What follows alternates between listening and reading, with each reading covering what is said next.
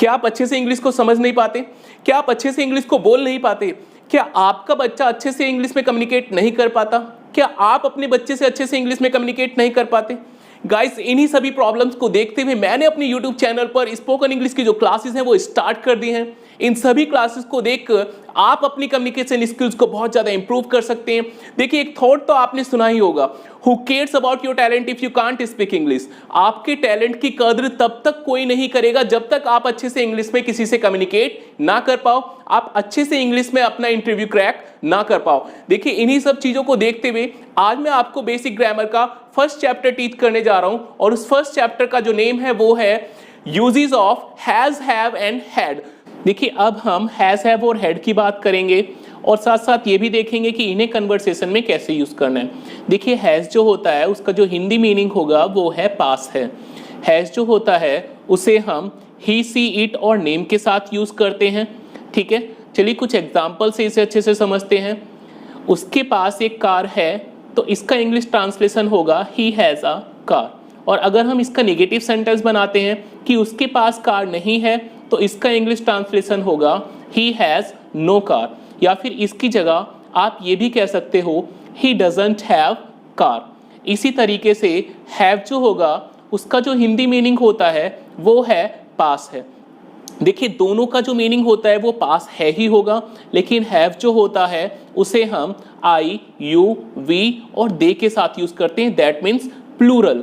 ठीक है, और अभी थोड़ी देर पहले मैंने आपको बताया था कि हैज जो होता है उसे हम सिंगुलर्स के साथ यूज करते हैं। चलिए हैव के कुछ एग्जांपल्स देखते हैं। फर्स्ट एग्जांपल लेते हैं, उनके पास एक बाइक है तो इसका इंग्लिश ट्रांसलेशन क्या होगा, दे हैव अ बाइक। और अगर मैं इसी का निगेटिव सेंटेंस की बात करता हूं, उनके पास एक बाइक नहीं है तो ट्रांसलेशन क्या होगा, दे हैव नो बाइक। या फिर इसकी जगह पर आप ये भी देखिए, अब हम हैड के यूज को अच्छे से सीखेंगे और ये भी देखेंगे कि हैड को किस तरीके से हमें कन्वर्सेशन में यूज किया जाता है। ठीक है, देखिए हैड का जो हिंदी जो मीनिंग होता है वो होता है पास था। हैड को सिंगुलर और प्लूरल दोनों के साथ यूज किया जाता है। चलिए कुछ एग्जाम्पल से इसे अच्छे से समझते हैं।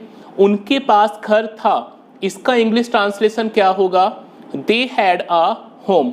अगर मैं इसी सेंटेंस की नेगेटिव की बात करता हूं, उनके पास घर नहीं था तो इसका इंग्लिश ट्रांसलेशन क्या होगा, दे हैड नो होम।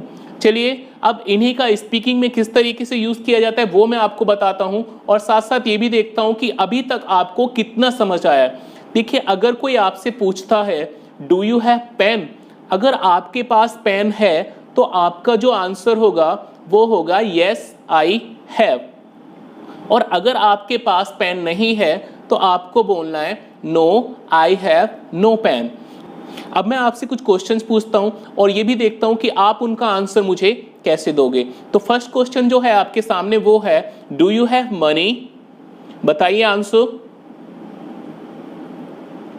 बिल्कुल सही, yes I have. Next question मैं आपसे पूछता हूं डू यू हैव ओडी, बताइए आंसर। बिल्कुल सही, no I have no OD. इसका मतलब आपको हैज, हैव और हैड का यूज जो है वो अच्छे से समझ आ गया है।